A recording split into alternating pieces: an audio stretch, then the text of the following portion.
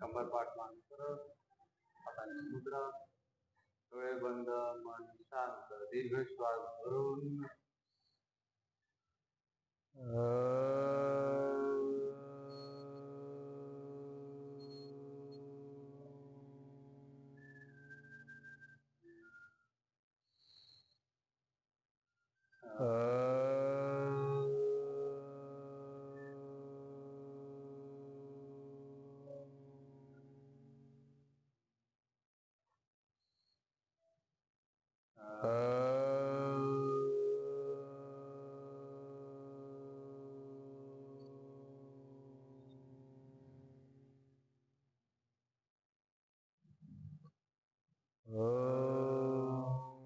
कृष्णाय वासुदेवाय हरये परमात्मने प्रणतः क्लेशनाशाय गोविंदाय नमो नमः।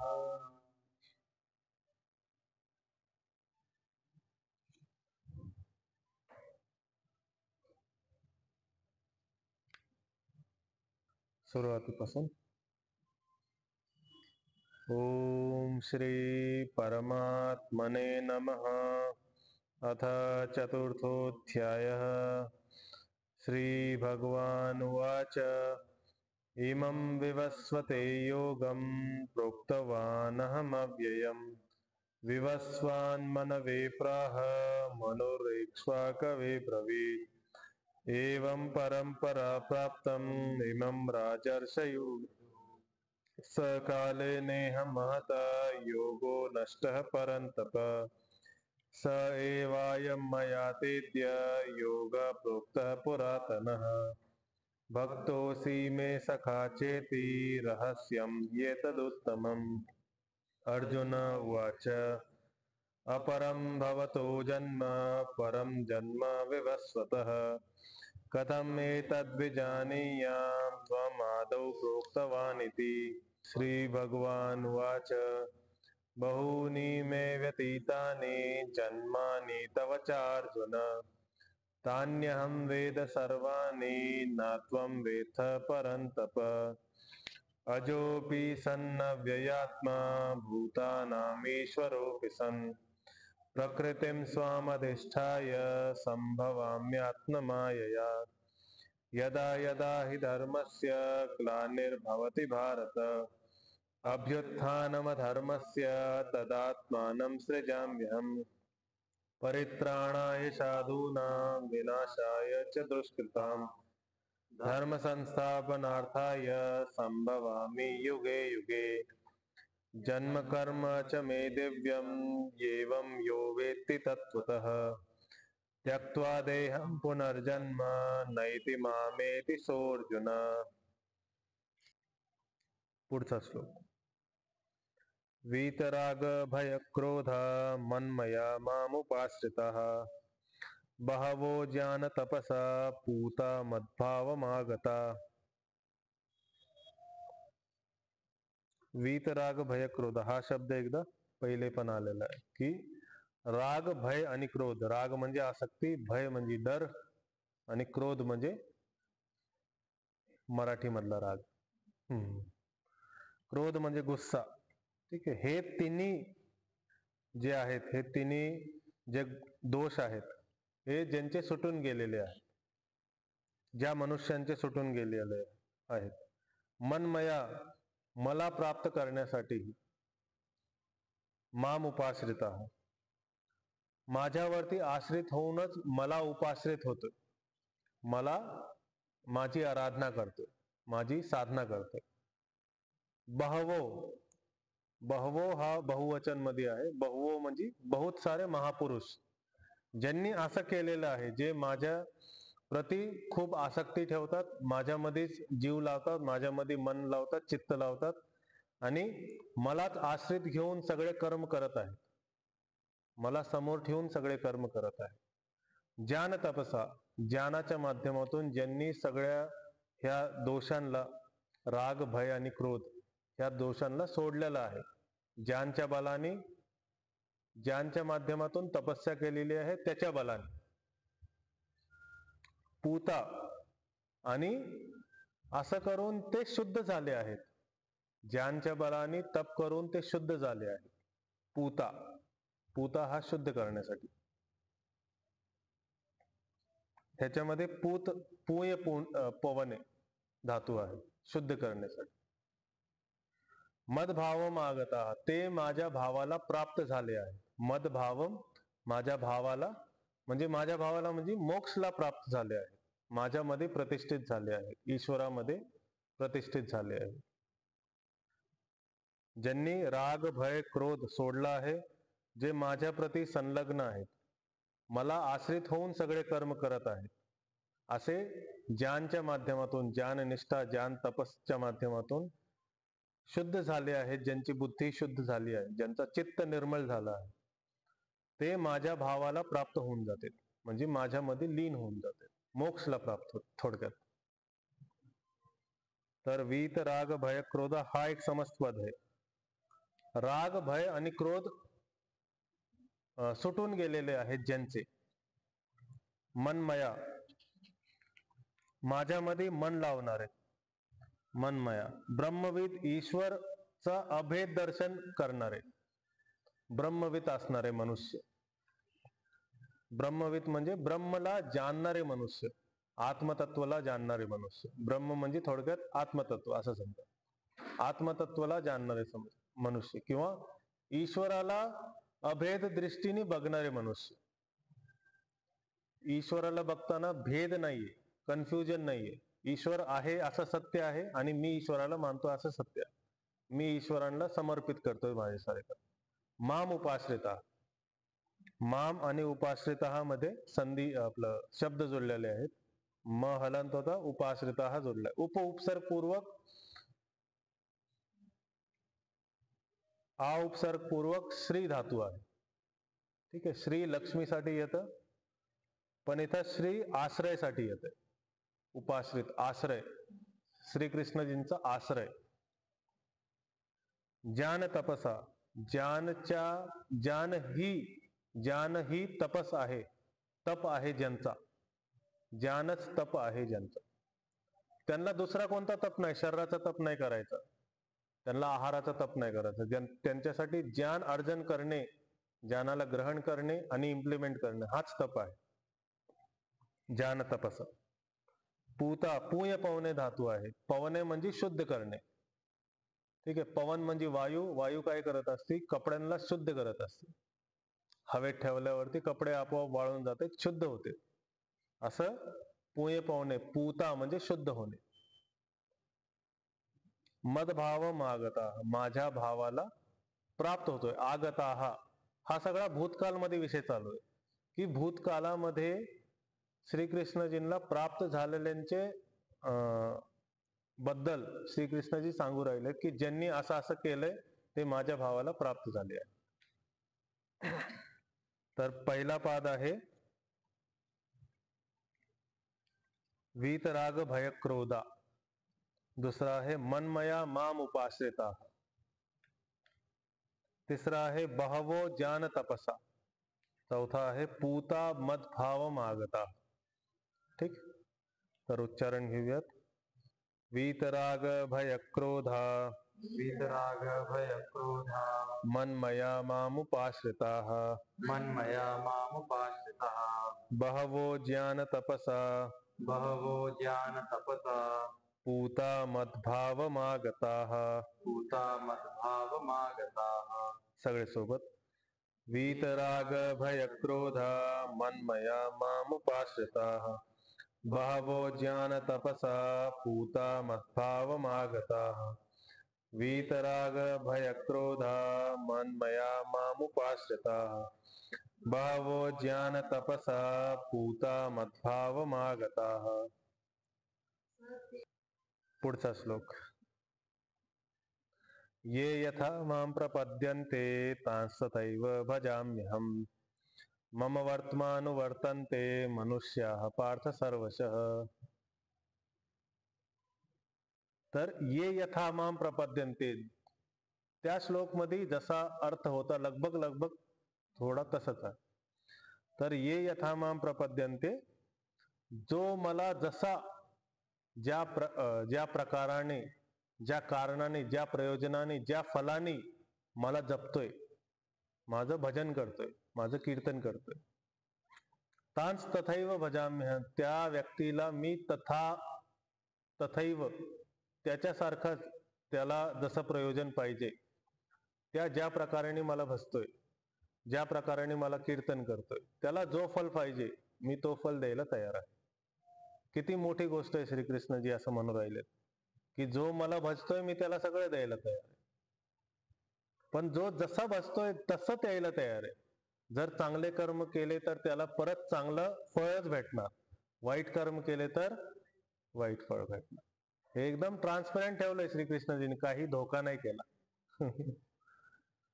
मम वर्तमानु वर्तन्ते, माझ्या मध्ये जो वर्तन करणार, अनुवर्तन्ते, जो माझा अनुकरण करणार, मी जसं करतोय मला बघून बघून जसं अनुकरण करणार, मनुष्य हा, जे मनुष्य माझं अनुकरण करणार, त्यांना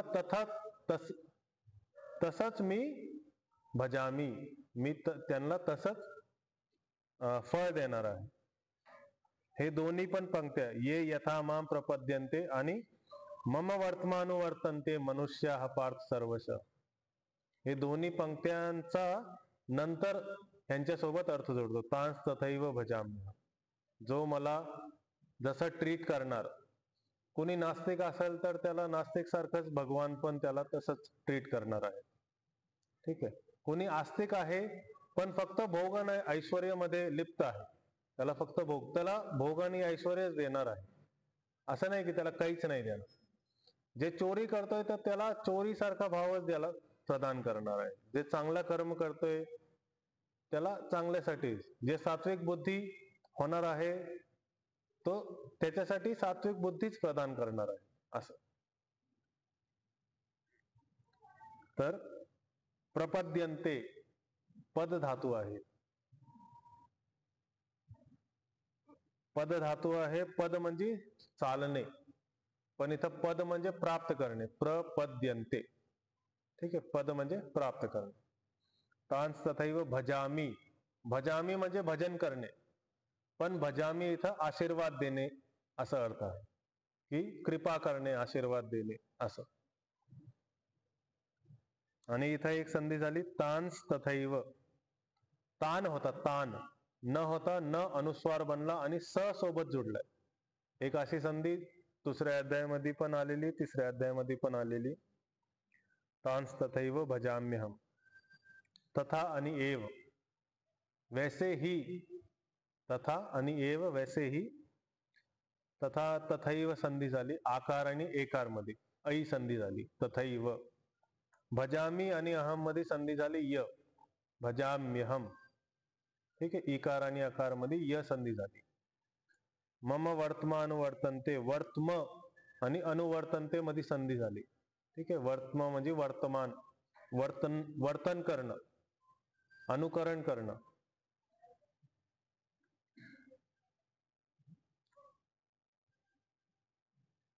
इथं वर्तम म्हणजे मार्ग आहे आणि अनुवर्तन्ते म्हणजे अनुकरण करणं, ठीक आहे. दोन्ही शब्दांचा धातू एकच आहे, वर्तन करणं. आता इथं एक अर्थ मार्ग निघतोय, दुसरा अर्थ अनुकरण करणं निघतोय, ठीक आहे.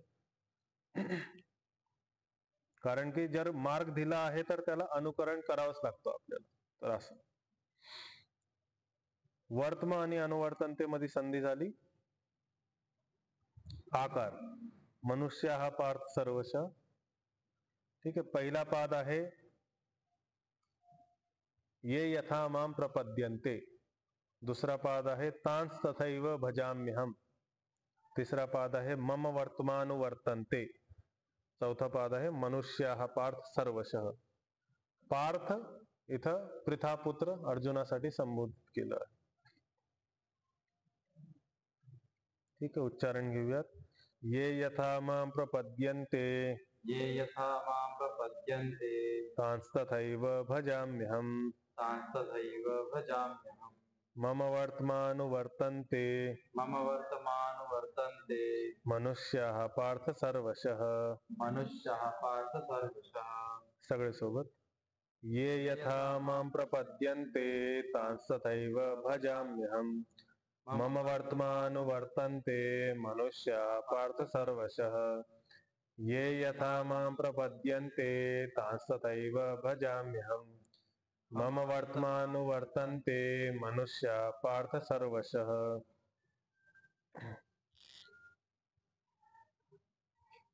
12वां श्लोक. कांक्षन्तः कर्मणां सिद्धिं यजन्त इह देवताः. क्षिप्रं हि मानुषे लोके सिद्धिर्भवति कर्मजा. कांक्षन्तः, कांक्षा, आकांक्षा, इच्छा, अपेक्षा. ठीक आहे. आकांक्षा ठेवणं, आकांक्षा ठेवून जो कर्म करतो, इच्छा ठेवून, अपेक्षा ठेवून जो कर्म करतो. कशाने कशाची तरी अपेक्षा असतेच आपल्याला. प्रत्येक कर्म करताना आपण चपाती जरी बनवली किंवा दुसरं काही जरी केलं, सायकल जरी चालवली तरी काही ना काहीतरी आहे. आपण पुस्तकामध्ये काही जरी लिहिलं तरी अपेक्षा आहेच. कांक्षन्तः, आकांक्षा रखते हुए, कर्मणाम सिद्धिम, कर्मांची सिद्धीसाठी जो ज्या देवताला भजन करतोय, जसं इंद्र देवता आहे, वरुण देवता आहे, हनुमानजी आहे, श्रीरामजी आहे, श्रीकृष्णजी आहे, जो ज्या देवताला भजन करतो त्याला कर्मामध्ये सिद्धी भेटल. पण कशी सिद्धी भेटल? क्षिप्रम ही मानुषे लोके. क्षिप्रम म्हणजे तुरंत ही, लगेच. त्याला तुरंत ही मनुष्य लोकामध्ये सिद्धी भेटेल आणि कर्मपासून उत्पन्न झालेली सिद्धी भेटेल. कर्मजा लोके, मानुषे लोके सिद्धिर्भवती. जो जसा कर्म करणार त्याला त्याच लोकमध्ये कर्मपासून उत्पन्न झालेली सिद्धी जी आहे, जी त्याला पाहिजे, ज्या देवांची उपासना त्यांनी केलेली आहे, कर्मपासून उत्पन्न झालेली सिद्धी त्याला लगेचच भेटेल. लगेचच म्हणजे ह्या जन्मामध्ये नाही भेटली तर पुढच्या जन्मामध्ये लगेचच भेटेल असं. आणि ह्या जन्मामध्ये पण भेटू शकते. तर कांक्षन्तः कर्मणाम सिद्धिम, सगळे शब्द स्पष्ट आहेत. फक्त सिद्धिर्भवती, सिद्धी विसर्ग होता, विसरला, र झालं, र भवच्या वरती चढला. सिद्धिर्भवती कर्मजा. कर्मजा मध्ये कर्मपासून उत्पन्न झालेला अर्थ आहे, कर्मपासून उत्पन्न झालेला.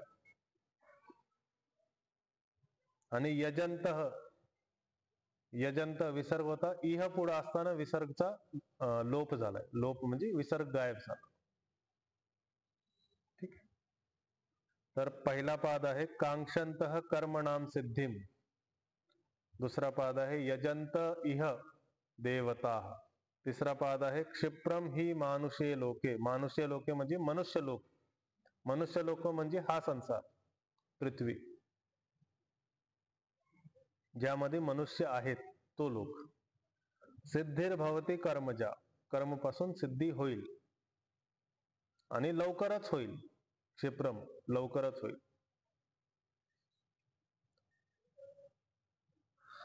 उच्चारण घेऊयात.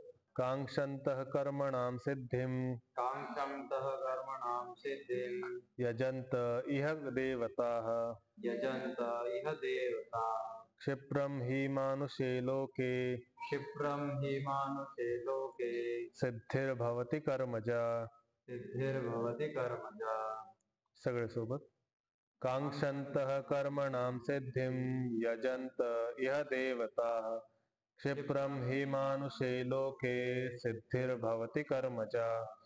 कांक्षन्तः कर्मणां सिद्धिं यजन्त इह देवताः. क्षिप्रं हि मानुषे लोके सिद्धिर्भवति कर्मजा.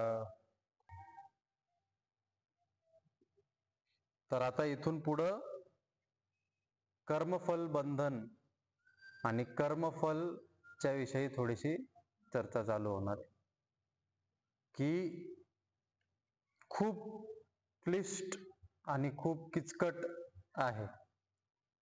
कोणत्या कर्माचा कोणता फळ भेटणार, कसा फळ भेटणार? तुम्हाला आत्ता जे भेटतंय ते कर्मफल आहे का कोइन्सिडन्स आहे का ऍक्सिडेंट आहे का काय आहे? हे एकदम प्रॉपर डिफाईन करणं हे कोणीही करू शकत नाही. ठीक आहे, पण याला वरून वरून थोडंसं एक्सप्लेन केलंय, थोडंसं समजून सांगायचा प्रयत्न केला. ठीक आहे, तर पहिल्या श्लोकमध्ये तर असं सांगितलं की आधी, ह्याच्या आधी, आत्ता आपण जे बोलतोय त्याच्या आधी लोकांनी मला कसं प्राप्त केलं, कोणत्या प्रकारे प्राप्त केलं. मग राग, भय आणि क्रोध. राग म्हणजे एखाद्या वस्तूच्या प्रति पळणं. जसं आपल्याला गोड खाल्लं तर परत गोड खायची इच्छा होती, हा राग आहे. आणि ज्यावेळेस आपण आंबट किंवा कडू खाल्लं तर आपल्याला ते खायची इच्छा होत नाही, त्याच्यापासून आपण दूर जातो, त्याला द्वेष म्हणतो आपण. ठीक आहे, तर दुःखानुषयी द्वेष, सुखानुषयी राग. सुखाचं अनुसरण केलं तर राग उत्पन्न होतो आणि दुःखाचं अनुसरण केलं तर द्वेष उत्पन्न होतो. तर हा काय आहे? राग आहे. ज्यांनी राग सोडला, ज्यांनी रागासोबत द्वेष पण आला, राग सोडला, द्वेष तर सोडतोच माणूस, त्याच्यामुळे त्याला इथं मोजलं नाही. पण दोन्ही गोष्टी आहेत, राग द्वेष आणि भय क्रोध, भीती आणि मराठीमधला राग क्रोध. ठीक आहे, ह्या गोष्टींना ज्यांनी त्यागलं, आतापर्यंत ज्या लोकांनी ह्या गोष्टींचा त्याग केला आणि त्याग करून त्यांनी ज्ञान अर्जित केलं. ज्ञान अर्जित करण्यासाठी तप लागतो आणि ज्ञान अर्जित करता करता पण तप करावं लागतं. त्याच्याशिवाय मला प्राप्त करणं म्हणजे कृष्णाला प्राप्त करणं हे सोपं नाही. ज्या लोकांनी केलं त्यांनी ज्ञान पण अर्जित केलं, ह्या सगळ्या गोष्टी पण सोडल्या आणि ज्ञान अर्जित करून तपही केलं. तर इथं आपण तपचा अर्थ, ज्ञानचा अर्थ आपण पाठीमागं समजलं, आपण तपचा अर्थ समजू. ज्ञानचा अर्थ आपण काय समजलं? चेतना शक्तीला जे काय संपर्क मध्ये येतंय कॉन्शियसनेसच्या, ते सगळं ज्यात आहे, ज्ञान आहे. हे संपर्क मध्ये आलं, हे ज्ञान होतोय. संपर्क मध्ये आलं आणि स्टोअर झालं तर त्याला आपण ज्ञान म्हणतो. स्टोअर झालं तर मन मध्ये, चित्त मध्ये स्टोअर होतं, पण ते जाणवलं तरी ज्ञानच आहे. फक्त जाणवलं तरी ज्ञानच आहे, ते स्टोअर नाही झालं तरी ज्ञानच आहे. ठीक आहे, तर ज्यावेळेस आत्मा शुद्ध एकदम प्रकृती सोबत संपर्कामध्ये येते त्यावेळेस ती एकदम शुद्ध असते, त्यावेळेस तिला ज्ञान होतो सगळ्या गोष्टींचा, पण स्टोअर होत नाही. ज्यावेळेस ती प्रकृती भौतिक स्वरूपामध्ये येते त्यावेळेस ते स्टोअर व्हायला लागतं. का? की डेन्सिटी तिथं स्टोअर करण्यासाठी वाढली. जर शरीरच नाहीये तर स्टोअर कुठं करणार? आत्मा तर शुद्ध आहे, आत्मा तर आत्मामध्ये स्टोअर नाही करू शकत काही पण. आत्माला स्टोअर करण्यासाठी सूक्ष्म शरीर पाहिजे आणि स्थूल शरीर पाहिजे. सूक्ष्म शरीर मध्ये पण ज्ञान स्टोअर केलं जातं आणि स्थूल शरीर मध्ये पण ज्ञान स्टोअर केलं जातं. सूक्ष्म शरीरामध्ये कसलं ज्ञान स्टोअर केलंय? मला जे जे विचार येत आहेत, जे जे स्वप्न पडतायत, ज्या ज्या गोष्टी मी डोक्यामध्ये फिरवतोय, ते सगळं ज्ञान कशामध्ये आहे? सूक्ष्म मध्ये आहे. आणि स्थूल शरीराचं ज्ञान काय आहे? चलतानी मला माहिती आहे इथं खड्डा आहे, मी पाहिलं नाही, काही नाही, काही नाही, माझं त्या फक्त मागचे काहीतरी माझे मसल्स तिथं रिस्टोर झालेत आणि दरवेळेस त्या खड्ड्याने जाताना मी गाडीला ब्रेक लावतो किंवा चलताना गेल्यावर त्या खड्ड्याला मी स्किप करतो. स्किप केलं, स्किप केलं, स्किप केलं. आता मला डोकं लावायची गरज नाहीये, आता मला मनाची ताकद लावायची गरज नाहीये, ते आपोआप होणार. आपोआप त्या रस्त्याने गेल्यावर आपण ब्रेक लावतो, आपोआप त्या रस्त्याने गेल्यावर आपण तर हे काय आहे? हे स्थूल शरीरामध्ये स्टोअर झालेलं ज्ञान आहे. ठीक आहे. तर ज्ञानला स्टोअर करण्यासाठी स्थूल किंवा सूक्ष्म शरीराची गरज पाहिजे. सूक्ष्म शरीर मध्ये काय आहे? बुद्धी, मन, चित्त, अहंकार. आणि स्थूल शरीर मध्ये 10 इंद्रिय आणि आपलं पंचमहाभूत. ठीक आहे. तर हे झालं ज्ञान. आता तप. ज्ञानच्या द्वारे, तपच्या द्वारे आपण त्याला अचीव करतो. परमात्माला आपण याच्या आधी सगळ्यांनी अचीव केलं. तर हे भय, क्रोध, राग तर आपल्याला समजलं, ज्ञान आपल्याला समजलं. आता तप समजू. तप काय आहे? तर तप आपल्या प्रत्येक स्वभावाला एक्स्ट्रीम लेवल पर्यंत पुश करणं म्हणजे तप आहे. ठीक आहे. तर जर मला माझे एखादा वजन उचलायचं आहे तर मी कसं तप करणार? वजन उचलून उचलून उचलून उचलून उचलून उचलून तप करणार. मला जर शांत राहायचंय तर मी कसं तप करणार? शांत राहून राहून शांत राहून राहून शांत राहून राहून तप करणार. आणि ह्या गोष्टी कशा घटित होतात? स्थूल शरीरामध्ये मसल्स आहेत, बोन्स आहेत, या सगळ्यांवर ज्यावेळेस प्रेशर पडतो त्यावेळेस ते मजबूत होतात. तर ते प्रेशर काय आहे? तप आहे. ठीक आहे. मनावर पण आपण असा विचार करतो की ही एक बिकट परिस्थिती आहे, ही परिस्थिती माझ्या जीवनामध्ये आलीच नसती तर मी किती सुखी आणि किती आनंदी असतो. बरोबर. पण त्या परिस्थितीमध्ये जर मी चांगलं वागलो तर मी जास्त मजबूत आहे का आधीच्या कंपॅरिझन मध्ये? जर परिस्थिती आलीच नाही तर मी जास्त मजबूत आहे का? आणि परिस्थिती आली पण मी त्याच्यामध्ये दम धरून ठेवला तर मी तिथं मजबूत झालो. तर मग ती परिस्थिती काय करतेय? तुमच्या माइंडवर प्रेशर टाकते. जसं मसल्सवर प्रेशर टाकल्याने मसल्सची स्ट्रेंथ वाढते, तसं माइंडवर प्रेशर टाकल्याने माइंडची स्ट्रेंथ वाढते. तर आपण परिस्थितीला अवॉइड करायचा प्रयत्न करतो. आजच्या काळामध्ये आपल्याला दिसतं असं की लोक परिस्थिती अवॉइड करायचा प्रयत्न करतात की मला याच्यातून नाही जायचं, मला विवाह ह्या गठनमध्ये नाही बांधलं जायचं. का? की त्याच्यामध्ये लय त्रास आहे, त्याच्यामध्ये खूप त्रास आहे. मला ब्रह्मचर्याचं पालन नाही करायचं. का?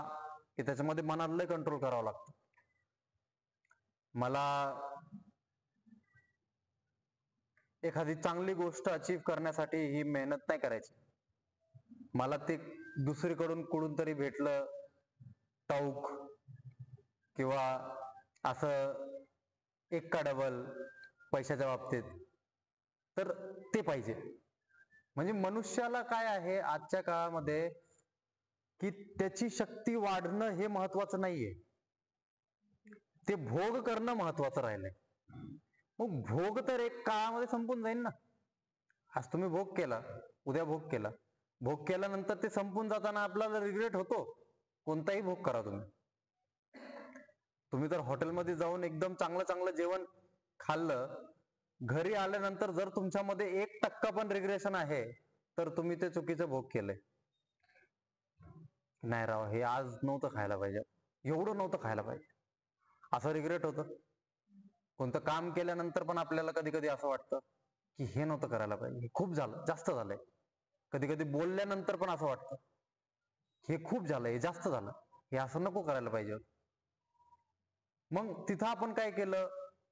आपल्या इंद्रियांना कंट्रोल केलं नाही आणि त्यांनी काय झालं? ते आपल्याला दमन करायला लागले, ते आपल्याला डॉमिनेट करायला लागले. आपण त्यांना डॉमिनेट नाही करत. मग आपण कोण आणि ते कोण? आपण म्हणजे आत्मा, ते म्हणजे प्रकृती जी विकृत झालेली आहे. बुद्धी, मन, अहंकार, चित्त इंद्रियांमध्ये जी विकृत झालेली प्रकृती आहे म्हणजे ते, आणि आपण म्हणजे आत्मा. तर आपण त्याच्यावर दमन केलं पाहिजे का त्यांनी आपल्यावर दमन केलं पाहिजे? आपण त्यांना डॉमिनेट केलं पाहिजे, तर आपली चेतना शक्ती वर उचलली जाणार. पण आजच्या काळामध्ये काय होतंय, ते आपल्याला डॉमिनेट करतायत, आणि ते आपल्याला डॉमिनेट करतायत तर काय करतात, ते त्यांच्या हिशोबाने ते सगळं काम आपल्याकडून करून घेतात. मग आपली शक्ती वाढती का त्याच्यामध्ये? आपली शक्ती वाढत नाही. आणि आपली शक्ती वाढवण्यासाठी आपल्याला काय करावं लागणार? प्रेशर घ्यावा लागणार, त्याला डॉमिनेट करावं लागणार, इंद्रियांना डॉमिनेट करावं लागणार. इथं पेन होतोय त्याच्यामुळं त्याची ताकद वाढतीये. हा मसल म्हणतोय मला नको पेन, नको पेन, नको पेन, एवढं पेन नको मला, पण माझी शक्ती वाढतीये हे पेन दिल्यामुळं. इंद्रियांच्या बाबतीत पण सेम, मनाच्या बाबतीत पण सेम. तुम्ही इंद्रियांना जेवढं वळून धरतान तेवढी तुमची ताकद वाढणार, आणि जेवढं तुम्ही इंद्रियांना सोडून देताल तेवढी त्यांची ताकद वाढणार. आणि त्यांनी तुम्हाला डॉमिनेट केलं तर तुम्ही बंधनमध्ये गुंतून जाताल, आणि तुम्ही त्यांना डॉमिनेट केलं तर तुम्ही मुक्त होता. तर अंतिम लक्ष्य काय आहे? मुक्त होणं. का? की मुक्त झाल्यानंतर तुम्ही त्या अनंततामध्ये लीन होणार. एक स्वभाव आहे तो, it is longing, consciousness is longing to the supreme consciousness. म्हणजे जी चेतना शक्ती आहे ती परमात्मा सोबत जोडण्याचा प्रयत्न करते. कसं, कुठून, कोणता नियम आहे? इथं एक नियम आहे, जसं केमिस्ट्रीमध्ये एक नियम आहे, फिजिक्समध्ये पण नियम आहे, की एखाद्या तुम्ही जागेवर पाणी भरून ठेवा, ठीक आहे, पाणी भरून ठेवा, आणि त्याच्या शेजारी एक छोटीशी जागा बनवा, तिथं थोडं पाणी ठेवा. तिथलं पाणी आपोआप इथं जायला प्रयत्न करणार, ठीक आहे. तर ही मोठी जागा काय आहे? परमात्मा आहे. आणि ते काय आहे? जीवात्मा आहे. तर ते काय करतंय? प्रयत्न करतंय. याला एक नाव आहे ऑस्मोसिस. ऑस्मोसिस नावाचं एक कन्सेप्ट आहे, ज्याच्यामध्ये असं होतं की जो छोटा आहे पण त्याच्यासारखाच आहे तो त्याच्यासोबत जोडायचा प्रयत्न करतो, ठीक आहे. प्लाझ्मामध्ये, पाण्यामध्ये, आपल्या शरीरामध्ये, सगळ्या गोष्टींमध्ये हे अप्लाय होतं. तशीच आपल्यामध्ये पण प्रबल इच्छा असते की आपण त्या परमात्मामध्ये, त्या अनंततामध्ये मुक्त होऊन जावं. आणि त्याच्यासाठी आपण काय करतो? गोड मध्ये, जिलेबीमध्ये आपण परमात्माला पाहतो. म्हणजे हे सगळं सबकॉन्शियसली होतंय. हे असं मी तुम्हाला म्हणतोय की ते जिलेबीमध्ये तुम्ही परमात्माला पाहता, तुम्ही म्हणता नाही जिलेबीमध्ये कुठे परमात्मा होता. पण ती जी इंद्रिय आहे जिभेची, चवची, ती इंद्रिय काय करायचा प्रयत्न करतेय? ती इंद्रिय काय करायचा प्रयत्न करतेय? ती पूर्ण व्हायचा प्रयत्न करतेय. कशाद्वारे पूर्ण व्हायचा प्रयत्न करतेय? ते गोड खाऊन पूर्ण व्हायचा प्रयत्न करतेय. डोळे पूर्ण व्हायचा प्रयत्न करतायत, पाहून पाहून, चांगलं चांगलं पाहून पाहून काय करायचा प्रयत्न करतायत? पूर्ण व्हायचा प्रयत्न करतायत. का? की त्यांना माहित आहे ते अधुरं येतं. जर ते पूर्ण येतं तर मग त्यांना डोळे बंद करून घ्यायला पाहिजे, संतुष्ट आहेत ना ते. पण हे सगळे इंद्रिय काय येतं? संतुष्ट नाही येतं. मग यांची लॉंगिटिव्हिटी कशात आहे? हे कशा पाठीमागे पळतायत? पूर्ण होण्यासाठी पळतायत. सगळे इंद्रिय कशा पाठीमागे पळतायत? पूर्ण होण्यासाठी पळतायत. आत्मा कशासाठी पळतीये? पूर्ण होण्यासाठी पळतीये. आत्मा पूर्ण कशात होणार? परमात्मामध्ये पूर्ण होणार. पूर्णमद पूर्णमिदं पूर्णात पूर्णमुदच्यते. तर ते त्याच्यात काय सांगितलं की हे सगळं पूर्ण मधून उत्पन्न झालंय, पूर्ण आहे. जे बाहेर आलं ते पण पूर्ण आहे, जे आतमध्ये राहिलं ते पण पूर्ण आहे. म्हणजे परमात्मा पण पूर्ण आहे, पूर्ण मधून पूर्ण निघालं तर ते पण पूर्ण आहे. हे तुम्ही फिजिकल फॉर्म मध्ये एक्सप्लेन करायचं खूप अवघड काम आहे. जसं हे पुस्तक पूर्ण आहे, ठीक आहे, याच्यातून जर मला एखादी गोष्ट काढायची आहे तर हे अपूर्ण होऊन जाईल. बरोबर? कस काय? जर मी एक पान काढलं याच, तर हे पान स्वतःमध्ये पूर्ण आहे, पण हे पुस्तक तर अपूर्ण झालं ना. का? त्याच्यातलं एक पान निघून गेलं. तर ईश्वराच्या बाबतीत तसं नाहीये. ईश्वराच्या बाबतीत ईश्वर पूर्ण असून पूर्ण प्रकृतीला उत्पन्न केलं, पूर्ण जीवात्माला उत्पन्न केलं, तो उत्पन्न झाल्यानंतर पण पूर्ण आहे, आणि याच्यामध्ये पण विकार नाही झाला, हा अपूर्ण नाही झाला, याच्यातून काढून घेतला असं नाहीये. जसं समुद्रातून एक एक ड्रॉप काढला तर एक काळामध्ये समुद्र कोरडा पडून जाईल, पण ईश्वराच्या बाबतीत तसं नाहीये. याचं उदाहरण देऊ?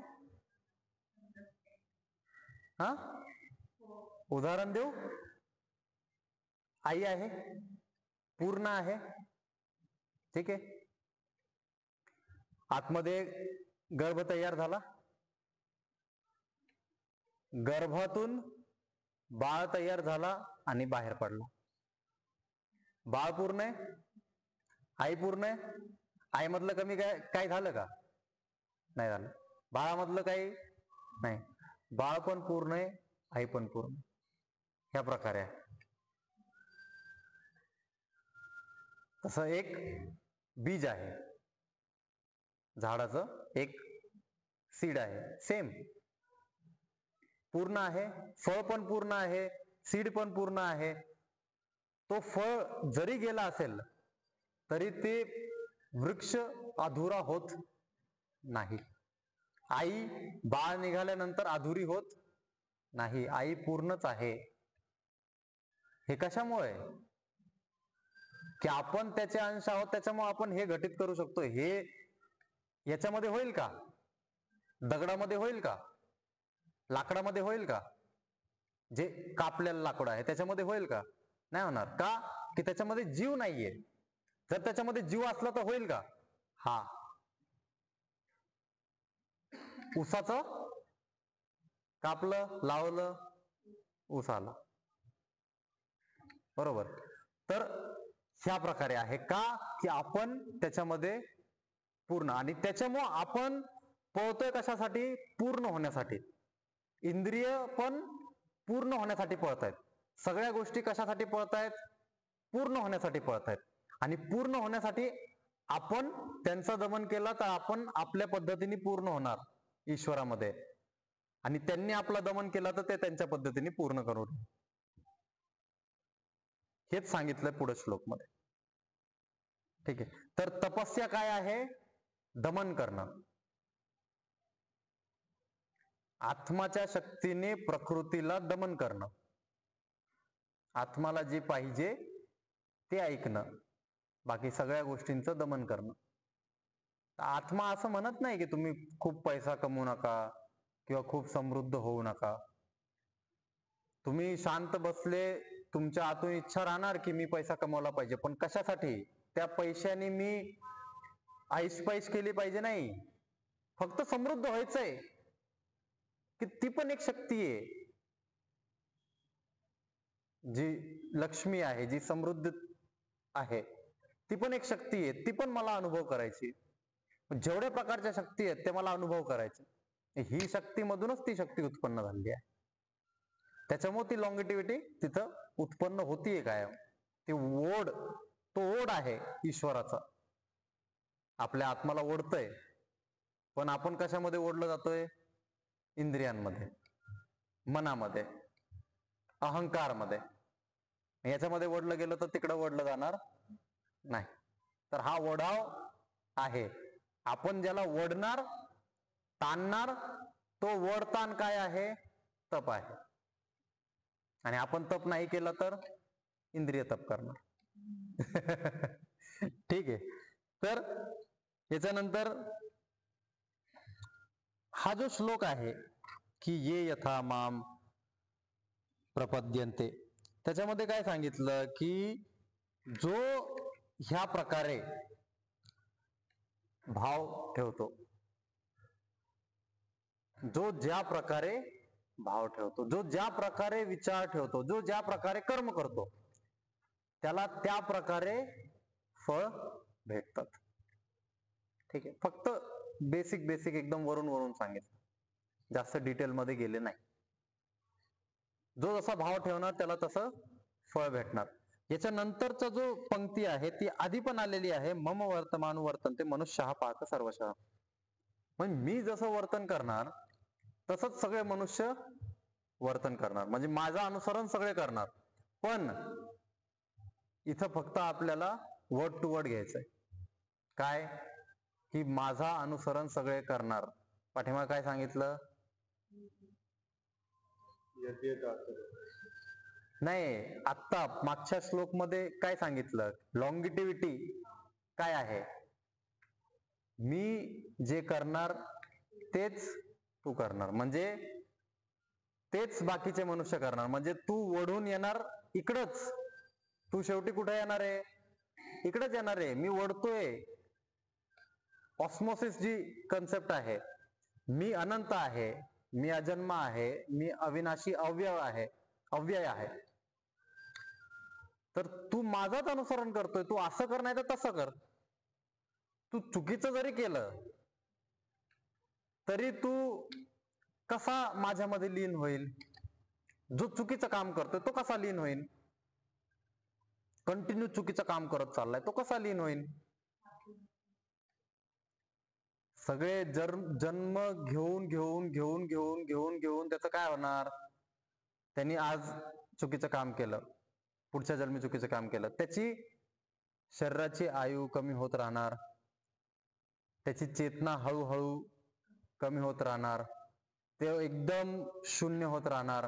आणि असं एवढा एवढा एवढा एवढा होऊन तडपून तडपून तडपून तडपून तडपून जेवढे पण त्यांनी चुकीचे कर्म केलेत, हे सगळे चुकीचे कर्माचे फळ ते भोगणार. त्याची हाईट छोटी होणार, तो अग्नीमध्ये तडपणार, तो याच्या पुढे जे काळ येणार आहे पृथ्वीचा, त्या वातावरणामध्ये त्याला सगळे फळ भोगावं लागतील. आणि असं भोगून भोगून भोगून भोगून तो माझ्यामध्येच लीन होणार आहे. कुठं जाणार तो? असं थोडी आहे की जो चुकीचं करतोय तो माझ्यामध्ये लीन नाही होणार. तो पण होणार, पण कसा होणार? जसा भाव आहे, जसा कर्म आहे तसाच होणार. त्याच्यामुळं सकारात्मक कर्म ठेवायचे, त्याच्यामुळं चांगले कर्म करायचे. हा, हे शॉर्टकट आहे. आणि ते काय आहे? ते लॉंग आहे एकदम. म्हणजे तुम्हाला कमीत कमी अजून 80 वर्ष हे शरीर घेऊन 80 वेळेस 100 वेळेस हे शरीर घ्यायचं, परत तेच त्रास, कंबरदुखी, पाठदुखी, डोकंदुखी, हे ते सगळं सहन करायचं, सगळे कर्माचे फल भोगायचे. तुम्हाला ते मानसिक त्रास होणार, ते बायको सोडून गेले, पोरं सोडून गेले, हे केलं ते केलं, सगळा त्रास होणार. आणि मग असा त्रास होऊन होऊन होऊन होऊन होऊन होऊन तुमचे सगळे कर्माचे फळ झिरो होणार. आणि मग तुम्ही लीन होऊन जाणार परमात्मामध्ये. तसे लीन व्हा, नाही तर असे लीन व्हा. ही तुमची इच्छा राहिली. तुम्ही जसे भाव उत्पन्न करणार, तुम्ही जसे कर्म करणार त्या प्रकारे. तर इथं ह्या श्लोक मध्ये जे अर्थ सांगितलं ते काय सांगितलं? की काही कर, तू जसा भाव ठेवणार तसं मी तुला फळ देणार. तू कसलाही भाव ठेव, तू माझाच अनुसरण करतोय. माझ्या अनुसरणच्या पलीकडे दुसरं काहीच नाहीये. कुठं जाणार? माझ्यातूनच उत्पन्न झालेला आहे, तू जाणार कुठं? त्याच्यामुळं जसे भाव ठेवणार तसे कर्म तुला, फळ तुला भेटणार. मग तेच की त्याच्यामुळं पुढचा श्लोक आहे. त्याच्यामुळं काय करायचं? चाहते हुए भी सकाम कर, करते हुए भी अच्छे कर्म कर. सकाम कर्म करायचंय, चाहत करून सकाम कर्म करा. सकाम कर्म कसे पाहिजे?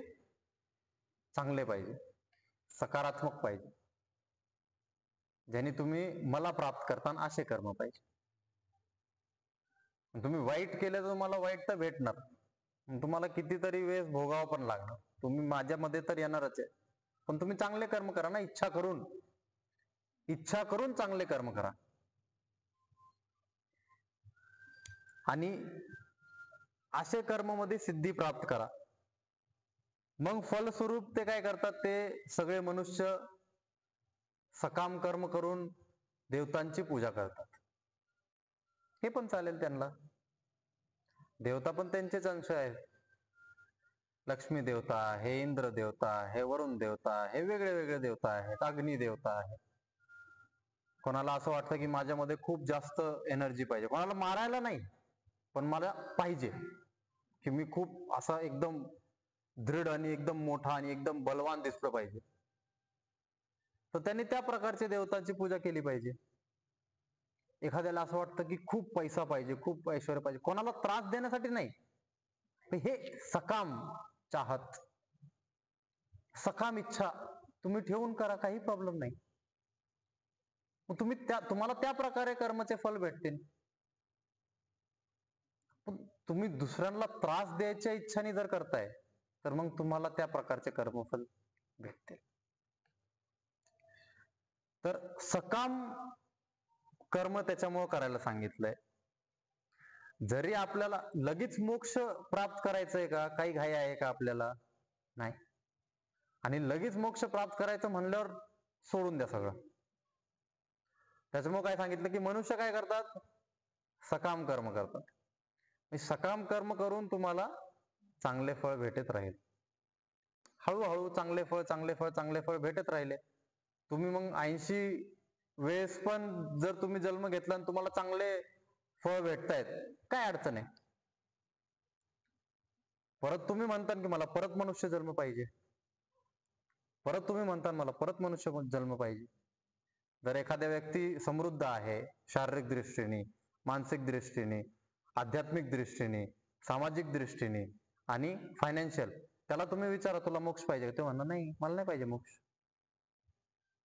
मी परत जन्म घेणार माझ्या घरीच, मी परत जन्म घेणार अंबानीच्या घरी. तो त्याला मोक्ष नाही पाहिजे, त्याला मुक्त नाही व्हायचं. तर मनुष्य काय करतात, सकाम कर्मची इच्छा करतात. आणि सकाम कर्माची इच्छा का केली पाहिजे की आपण जसे कर्म करणार तसे आपल्याला फल भेटणार. मग उगाच त्रास घेऊन काय अर्थ नाही. चांगले कर्म करा, चांगले फळ भेटतील, चांगले कर्म करा, चांगले फळ भेटतील, आणि चांगलं तुम्ही जगत राहा, किती पण जगायचंय. शेवटी तर तुम्हाला माझ्यामध्ये लीन व्हायचंच आहे. असं काही प्रश्न तुम्हाला असतील याच्यामध्ये तर विचारा.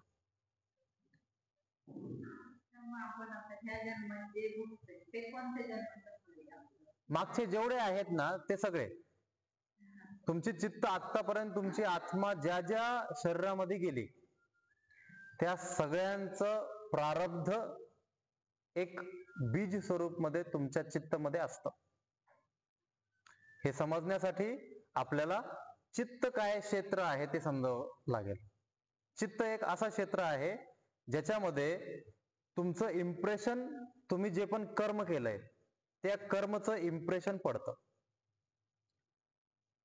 तुम्ही एखाद्याला गोड बोलले, त्याचं इम्प्रेशन त्याच्यावर चित्तावर पडलं, तर ते इम्प्रेशन समजा असं पडलं, ठीक आहे, एका आकारमध्ये पडलं ते इम्प्रेशन, ठीक आहे. तो इम्प्रेशन हळूहळू हळूहळू दबत गेला दबत गेला दबत गेला दबत गेला दबत गेला, तो खूप चित्तमध्ये आतमध्ये डीप मध्ये दबला, ठीक आहे. एक डायमेन्शन आहे अख्खं, असं नाही समजू शकत की आपण हे शरीरामध्ये किती दबणार आहे आतमध्ये. ते वेगळा डायमेन्शन आहे, ती वेगळी आयाम आहे, त्याच्यामध्ये खूप मोठी स्पेस आहे, तिथं स्पेसचा विषयच नाहीये तिथं, ठीक आहे. तर तिथं तो दबत गेला, तो इम्प्रेशन, त्या तुम्ही जो व्यवहार केला दुसऱ्या व्यक्तीसोबत त्या व्यवहाराचा इम्प्रेशन त्या चित्तमध्ये दबत गेला दबत गेला दबत गेला, आणि ह्या जन्मी तो व्यक्ती, ती एनर्जी, त्या प्रकारचं सिच्युएशन परत तुमच्या जीवनामध्ये आलंच नाही. पण पुढच्या जन्मी ते दबलेलं होतं चित्तामध्ये, तर आत्मा चित्त सोबत दुसऱ्या शरीरामध्ये जाते, ठीक आहे. चित्त सोबत दुसऱ्या शरीरामध्ये जाते, तर तो दबलेला आहे. आता जर तशी परिस्थिती, तसं एन्व्हायरमेंट, तो व्यक्ती, ते एनर्जी, व्यक्ती म्हणण्यापेक्षा त्याची एनर्जी किंवा त्या प्रकारची एनर्जी जर तुमच्या समोर आली तर तो इम्प्रेशन लगेच बाहेर पडेल. भरपूर काळामध्ये हा इम्प्रेशन दबून दबून दबून दबून दबून दबून शून्य होऊन जातो. त्याला दग्ध बीज म्हणतो. ते पूर्ण दमन झालं, त्याचं भयानक दमन झालं. मग ते दबूनच गेलं, ते संपूर्णच गेलं. ते तिथंच चित्तमध्ये, ते आत्मामध्ये लीन झालं. ते शून्य झालं. दबून दबून दबून दबून शून्य झालं. जसं एक बीज आपण खूप आतमध्ये टाकलं तर ते उगणार का? नाही. त्याला मोजकं टाकावं लागतं. तेवढं राहिलं तर ते उगणार. त्याला प्रारब्ध म्हणतो. तर अशी कंडिशन आहे. आपण जे आत्ता भोगतोय ते आपण किती डीप टाकलंय आणि किती कर्म केलेत आणि कसे इम्प्रेशन होते, हे सगळं आपल्याला लक्षात नाही. ठीक. त्याच्यामुळे आपल्याला ते कॅल्क्युलेट करणं, ते समजणं की हा फळ मला कोणत्या कर्मामुळे भेटला, हे कोणीही समजू शकलं नाही. कोणीही समजू शकलं नाही. मोठे मोठे ऋषीमुनी झाले, सगळ्यांनी सांगितलं की हे कर्म फल बंधन जे आहे, हा जो चक्र आहे, ह्या चक्राला एकदम एक्झॅक्ट तुम्ही सांगू शकत नाही. का? की जसं तुम्ही त्या डायमेन्शन मध्ये जाता, तुम्ही ह्या डायमेन्शनला सोडून देता. मग त्या डायमेन्शन मध्ये टाइम नाही, काळ नाही, तुम्हाला समजतच नाही. तुम्हाला फक्त अनुभूती होती. त्यामध्ये तुम्हाला काळ आणि वेळ म्हणजे स्पेस आणि कोणती जागेवर काय झालं हे नाही लक्षात राहणार. फक्त झालं एवढं लक्षात राहणार. हा. पण कधी काय ते लक्षात नाही. मग त्या डायमेन्शन मध्ये टाइम आणि स्पेस नाहीच आहे. फक्त भावना आहे. फक्त एक इम्प्रेशन आहे. त्या कर्मचा इम्प्रेशन आहे, बस. मग तो इम्प्रेशन कधी पण बाहेर येऊ शकतो. आणि जेव्हा बाहेर येणार तेव्हा तुम्हाला त्याचं फळ भेटणार. ह्या जन्मी येईन, नाही तर पुढच्या जन्मी येईन. त्याच्यामुळे ह्या जन्मी चांगले करा. आता तर कंट्रोल मध्ये आहे ना. आता तर आपण अरे हे जाणलं आपण, त्याच्यामुळे आपण हे सगळं करू शकतो पुढे चांगलं करण्यासाठी. तर हे जाणलंच नाही तर अज्ञानमध्ये आपण चुकीचं करतोच आहे आणि चुकीचं भोगतोच आहे. नाही, हे पहा, त्या परिस्थितीमधून रिझल्ट काय निघणार आहे हे डिपेंड करतं. त्या परिस्थितीमधून रिझल्ट तुम्ही काय उत्पन्न करताय. ठीक आहे.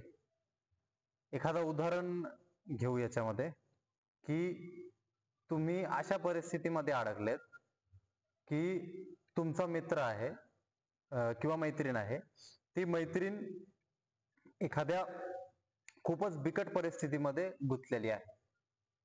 तिला कोणतरी दरोडेखोर त्रास देत आहेत. ठीक आहे. तुम्ही तिला वाचवणार तिथं का तिला सोडून जाणार? वाचवणार. तर तिला वाचवल्यानंतर काय रिझल्ट भेटणार? तुम्हाला पण तिथं त्रास होऊ शकतो. तुम्ही पण त्याच्यामध्ये दम धरू शकता. म्हणजे तुम्हाला पण तिथं डॉमिनेट ते करू शकतात. पण तिथं तुम्ही तरी लढणार. का? की तुमची अंतरात्मा ऐकत नाहीये. म्हणजे किती जरी आपण म्हटलं की नाही मी ते फेस करू शकत, आलं पण फेस करतात. हा, आणि ते अंतरात्मातून येणार की तुला हे करायचंय का नाही करायचं. तुला हे याचं रिझल्ट जे आहे ते मला सोयीस्कर वाटतंय का नाही वाटतंय. मग जर बहिणीसोबत किंवा भावासोबत काही चुकीचं होतंय आणि घरचाच माणूस करतोय तर त्याला आपण लगेच उलट बोलणार. पण जर आपल्याला दिसतंय की तो बरोबर आहे आणि हे चुकीचं आहे तर आपण याला उलट बोलणार की नाही तू चुकीचं आहे, तू इथं सांभाळ, ते तुला मारतायत ते बरोबर करतायत. मग आपण त्या परिस्थितीमध्ये आपली अंतरात्मा आपल्याला सांगते की आपल्याला ते करायचंय का नाही करायचं, त्या परिस्थितीला फेस करायचंय का सोडून द्यायचंय. आणि तुम्हाला जर असं वाटतंय की सोडून द्यावा तर इनडायरेक्टली तुमची अंतरात्मा म्हणते मला याच्यामध्ये सुख नाहीये. समजतंय? तुम्ही का सोडून देताय ते? तुम्हाला त्याच्यामध्ये सुख दिसत नाहीये, तुम्हाला त्याच्यामध्ये संतुष्टी दिसत नाहीये, तुम्हाला त्याच्यामध्ये आनंद दिसत नाहीये. आणि ते आनंद नाही दिसल्यामुळं, ती संतुष्टी नाही दिसल्यामुळं आत्मा म्हणते जर सोडून दे, काही फरक नाही पडत मला. तुम्ही तिथं स्ट्रॉंग होण्याचा विचार नाही येतो. तो रिझल्टचा विचार आहे की त्या परिस्थितीमध्ये तुम्ही जर चला ठीक आहे, तुम्ही असा विचार केला की नाही नाही ह्या परिस्थितीमध्ये मला सोडून द्यायचंय, पण मी जर केलं तर मी स्ट्रॉंग होईल, असा विचार करून जर जाताय तर तुम्ही स्ट्रॉंग पण होता ना तिथं. का नाही होणार स्ट्रॉंग? स्ट्रॉंग होणार. पण जर रिझल्ट तुमच्या आत्माला तृप्त करत नाहीये, मेन काय आहे? रिझल्ट. मेन रिझल्ट आहे. युद्ध केलं पांडवांनी कौरवांसोबत, पण रिझल्ट दुसरीकडून लागला, तृप्त होणार का? कृष्ण तृप्त होणार का? कृष्ण तृप्त नाही होणार. त्याच्यामुळे तर एवढी तडफड केली ना. अश्वत्थामा सोबत छल, बार्बरिक सोबत छल, ज्या ज्या लोकांसोबत छल केला, कर्ण सोबत, ज्या ज्या सोबत छल केला, छल कशामुळे केला? की रिझल्ट आपल्याला पाहिजे. रिझल्ट पाहिजे. जर तुम्हाला त्या परिस्थितीमध्ये रिझल्ट तुमच्या आत्माला तृप्त करत नाही तर तुमची आत्मा त्याला सोडून द्या. आणि रिझल्ट जर तुमच्या आत्माला तृप्त करत असेल तर तुम्ही त्या परिस्थितीमध्ये स्ट्रॉंग व्हायचा प्रयत्न करा. पैशाच्या बाबतीत जर मला माहित आहे की मी ह्या सगळ्या गोष्टींना फॉलो केलं, सेव्हिंग्स केलं, SIP केलं किंवा इन्व्हेस्टमेंट केलं, या सगळ्या गोष्टी मी केल्या, तर मला मोठं घर, मोठा बंगला हे सगळं भेटेल. तर मी काय करतोय? माझ्या आत्ताच्या ज्या छोट्या छोट्या 5-5, 10-10 हजाराचे छोटे छोटे खर्च येतात, त्या सगळ्यांना मी दमन करतोय, त्यांना मी त्याग करतोय, आणि मग मी त्या मोठ्या गोष्टीला अचीव्ह करण्यासाठी पळतोय. मग ह्या परिस्थितीमध्ये मी फायनान्शियली स्ट्रॉंग होतोय. कसा स्ट्रॉंग होतोय फायनान्शियली? छोट्या छोट्या गोष्टींचं तप करून. मला 1.5 लाखाचा मोबाईल पाहिजे, पण मी ते मोबाईल घेत नाहीये. मी माझ्याकडे जो आता आहे त्याच्यामध्येच मी खुश आहे. मग हे मी काय करतोय? तप करतोय. मला सोनं पाहिजे किंवा मला जे काही गोष्टी पाहिजे त्या सगळ्या मी घेत नाहीये, तर मी काय करतोय? तप करतोय. कशासाठी तप करतोय? की मला तृप्ती पुढे दिसत आहे, आत्मतृप्ती, संतुष्टी पुढे दिसत आहे, लक्ष्मी पुढे दिसत आहे, त्याच्यामुळे मी हे सगळं तप करतोय. तर तुम्ही तिथंच तप करणार, त्याच परिस्थितीमध्ये तप करणार जिथं तुम्हाला पुढं रिझल्ट चांगला दिसतोय. जिथं तुम्हाला रिझल्ट दिसत नाही तिथं तुम्ही सोडून द्या. काय फरक पडतोय? रिझल्टच नाहीये ना त्याचा. ह्या भांडण्याचा किंवा ह्या परिस्थितीमध्ये मी स्ट्रॉंग होण्याचा किंवा ह्या परिस्थितीमध्ये मी लढण्याचा मला फायदाच नाहीये, तर मी कशाला करणार? नाही करणार मी. सोडून द्या ना. सोडून द्यायचं त्याला. काही फरक नाही पडत. मग याचं तेच सांगितलं ना, जसा भाव असणार तसे फळ भेटणार. जसे भाव असणार, जसे कर्म असणार तसे फळ भेटणार. बरोबर? तर जसं तुम्ही तुमच्या मनाचं तुम्ही स्ट्रॉंग झालेत, तुम्ही इमोशनली तिथं स्ट्रॉंग झालेत, पण तुमचे आत्ताचे जे हे आहेत, आत्ताची जी चित्ताची परिस्थिती आहे ते तुम्हाला अलाव करत नाहीये त्या गोष्टीला. मनस्थिती बदलली आहे. तुमची मनस्थिती आत्ता बदलली आहे. ती गोष्ट झाली, ती गोष्ट गेली, त्या गोष्टीला सोडून दिलं तर ते दग्धबीज होऊन दबून दबून तो इम्प्रेशन संपून जाईल. पण तो इम्प्रेशन परत उद्भवतोय म्हणजे कोणती तरी एनर्जी तुम्हाला ते पुल करतीये. तुम्ही बिलीव्ह करताय किंवा नाही करताय हे मी नाही सांगू शकत, पण त्यांची शक्ती किंवा त्यांची जी ओढ होती तुमच्या प्रती, ती ओढ तुम्हाला ते जाऊ देत नाही, सोडू देत नाही. ठीक आहे? तर हे कधी सुटणार, हे कधी जाऊ देणार? ज्यावेळेस तुम्ही त्यांना तृप्त करणार, त्यांची एखादी इच्छा असली ती पूर्ण करणार. आजकाल लाईफ मध्ये आपल्या स्टेजवर तुम्हाला असं वाटतं म्हणजे सगळे एकत्र पाहिजे, पण मला वाईट होतं वाटतं की मुलगी चांगली किंवा ज्या दिवसासाठी आपण हे करत असतो तोच माणूस. हा, मग इथं तुम्हाला थोडीशी मानसिकता बदलावं लागणार. जेव्हा तुम्ही मानसिकता नाही बदलणार तेव्हा ती एनर्जी तुम्हाला पुल करत राहणार. एकदा तुम्ही मानसिकता बदलली की त्यांना एखाद्या वेळेस असं पाहिजे की तुम्ही तृप्त झाले पाहिजे, तुम्ही पूर्णपणे संतुष्ट पाहिजे. तुम्ही असंतुष्ट, तुम्ही अपूर्ण आहात, तर ते पण ओढतायत तुम्हाला, ते पण तुम्हाला जुन्या आठवणी आणून देत आहेत. पण तुम्ही जर तृप्त आहात, जर तुम्ही म्हणताय की मी अशा स्टेजमध्ये आहे ज्या स्टेजमध्ये मला असं वाटतंय की मी सगळ्या गोष्टी त्यांच्यासाठी केल्या, नाही, काहीतरी इच्छा पूर्ण केल्या असं मला वाटतं. नाही, काहीतरी गोष्ट राहिलेली आहे, काहीतरी गोष्ट राहिलेली आहे, हे मी ठामपणे सांगू शकतो. आणि ती गोष्ट तुम्हाला आठवणार नाही, ते तुम्हाला थोडं जोर द्यावं लागणार आहे की मी लहानपणीपासून कसं कसं कसं कसं काय काय गोष्टी केल्या. आणि त्याला ब्रेक करायची एक टेक्निक आहे. त्याच्यासाठी तुम्हाला ध्यान अवस्थेमध्ये, डीप ध्यान अवस्थेमध्ये जावं लागतं आणि त्या ध्यान अवस्थेमध्ये जाऊन त्यांच्यासोबत वार्तालाप करावा लागतो. ज्यावेळेस तुम्ही चित्तच्या अंतर्भूत होऊन उतरून जाताना त्याच्यामध्ये आणि तिथं वार्तालाप करताना सगळे इम्प्रेशन बाहेर पडतील. तुम्हाला लक्षात येईल की तुम्ही त्यांच्यासाठी काय काय नाही केलं, तुम्ही त्यांचे कोणते कोणत्या इच्छा पूर्ण नाही केल्या. ठीक आहे. आणि नाही केल्या त्या सगळ्या लक्षात आले तर त्यांना तिथं जसं तुम्ही माफी मागणार, जसं तुम्ही म्हणणार की माझ्याकडून ही चुकलं, माझ्याकडून ही राहिलं, मला माफ करा, दुसऱ्या दिवशीपासून सगळं क्लिअर. पण त्या डीप लेवलला जाऊन तुम्हाला करावं लागेल. हे आम्हाला एक कोर्समध्ये सांगितलं होतं. एक खूप मोठा कोर्स आहे. त्या कोर्समध्ये महाआसमानी शिबिर, हॅपी थॉट्सचं महाआसमानी शिबिर आहे. त्या शिबिरमध्ये ह्या गोष्टी सांगतात की तुम्ही कसं जिवंत माणसाविषयी, जो गेला त्याच्याविषयी पण सांगतात, पण जो आहे आणि 4-5 वर्षापासून 10 वर्षापासून आपण त्याच्यासोबत बोललो नाहीये, आपलं त्याच्यासोबत काहीतरी ग्रज आहे, तर तो ग्रज जो जो चित्तमध्ये खड्डा आहे, तो तिथं जाऊन त्या परिस्थितीमध्ये जाऊन ध्यानच्या अवस्थेमध्ये जाऊन तो खड्डा तुम्ही कसा भरताय, कोणत्या इमोशननी भरताय, मला माफी द्या, मी तुमचं हे पूर्ण करते, मी तुमचं ते पूर्ण करते.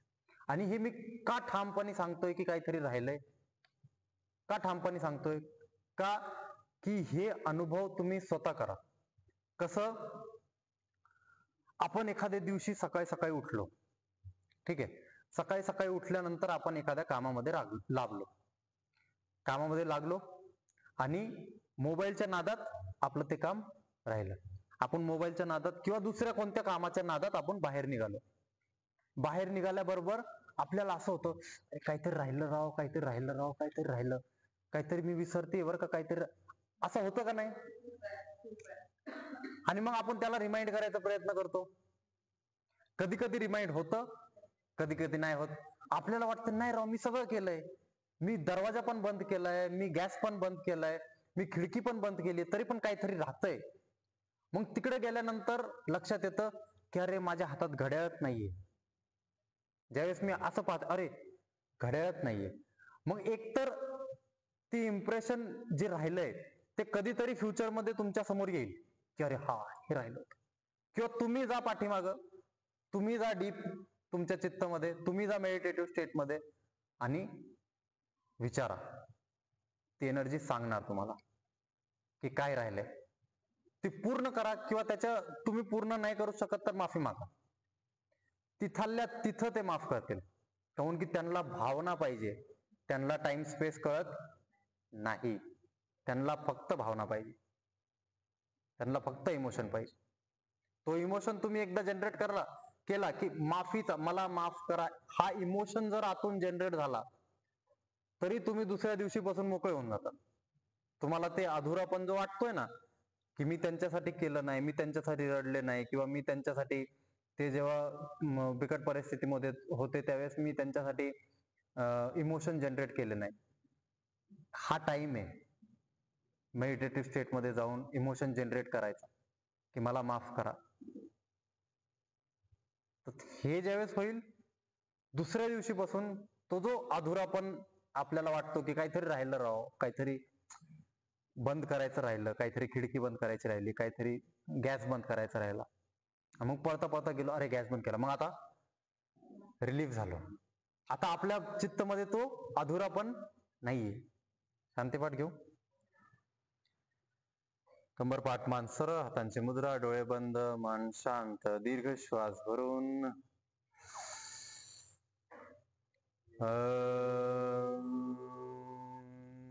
यः शांतिरंतरिक्षं अंतरिक्षगं शान्ति पृथ्वी शान्तिरापः शान्तिरौषधयः शान्तिः वनस्पतयः शान्तिर्विश्वे देवाः शान्ति ब्रह्म शान्ति सर्वं शान्ति शान्तिरेव शान्ति सामा शान्तिरेधि